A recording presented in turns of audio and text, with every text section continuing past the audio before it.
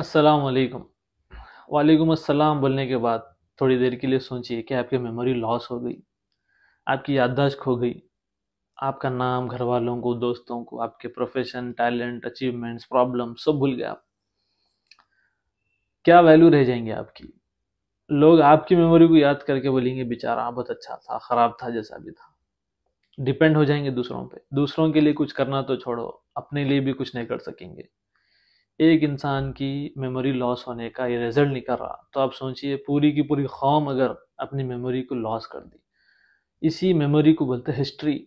जो कुछ आपके साथ हुआ, जो कुछ आप करे, जो कुछ आपके अंदर टैलेंट था, जो कुछ आपके अचीवमेंट्स थे, कैसा कैसा आप प्रॉब्लम्स को किस तरह से फेस करके आगे बढ़ते गए, कैसा आप दुनिया के नज़रों में अपना मुकाम बढ़ाते चले गए, ये सारी की सारी चीज़ों को बोलते हैं हिस्ट्री। इसी को बोलते हैं मेमोरी।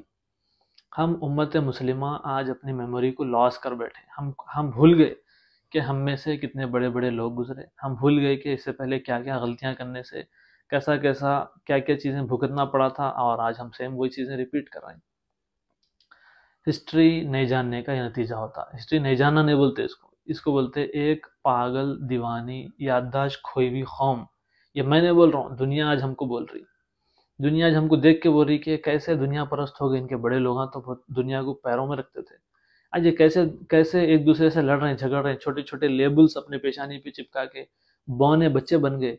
इनके बाप दादा तो एक मजबूत दीवार की तरह थे, हम हरा नहीं सकते थे उनको।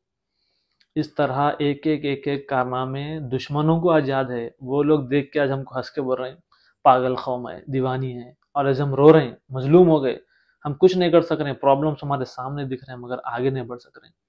अब आप में से कुछ लोग बोलेंगे भाई मेमोरी तो हमको याद है, हमको याद है सलाउद्दीन अय्यूबी एक कारनामा करे थे, हमको याद है हम फला शख्स ऐसा करे थे, हमको याद है हम दुनिया में ऐसा इस्लाम फैला दिए थे, हुकूमत करे थे। याद है अगर कोई बोल रहे हैं और हालत अपनी ये है कि हम मजलूम हैं, छोटे हैं, बौने बन के हैं, तो फिर समझ जाइए कि क्या याद है हमारे को। हमारे सिर्फ इतना याद है कि ऐसा हुआ था। इसको याद है नहीं बोलते। याद बोलते जिंदगियों में उन चीज़ों को जिंदा रखने को, वो क्वालिटीज़ को अपने अंदर ज़िंदा करना है। असल में ये हिस्ट्री का सबसे बड़ा सबक है जो अल्लाह ताला कुरान में बार बार दिए। अल्लाह ताला बार बार बोले वस्कुर, याद करो। याद करो का मतलब क्या है?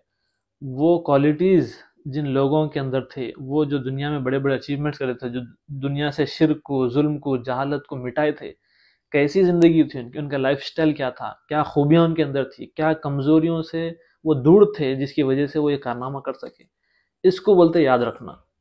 आज हम सिर्फ नाम याद रखे हुए और अपने बच्चों के नामों पे रखते, क्योंकि उमर रजी अल्लाह अन्हु बहुत बड़ा कारनामा करे थे, हमको याद है। लेकिन मेरा और आपका लाइफ स्टाइल हज़रत उमर की तरह है क्या? फिर हम क्या पढ़े हिस्ट्री?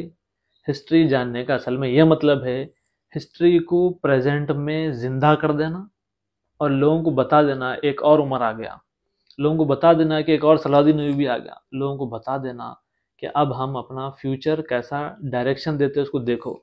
तो हम आपको बौना समझ रहे हैं, छोटा समझ रहे हैं, कमज़ोर समझ रहे हैं, हम हमको याद आ गया। याद आने के साथ ही क्या होगा? जैसा एक आदमी की याददाश्त खो गई, मैं आपको बोला, जैसा याद आ जाएगा तो फिर से वो सारे कारनामों में, अपने पूरे एक्टिविटीज़ में लग जाएगा।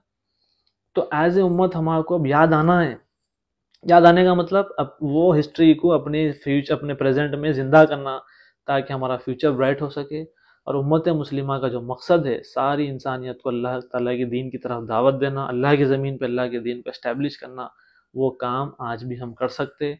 हमारी नस्लें वो काम कर सकते अगर हम वो वो नक्शों पे अपनी ज़िंदगी को गुजारना शुरू कर दिया।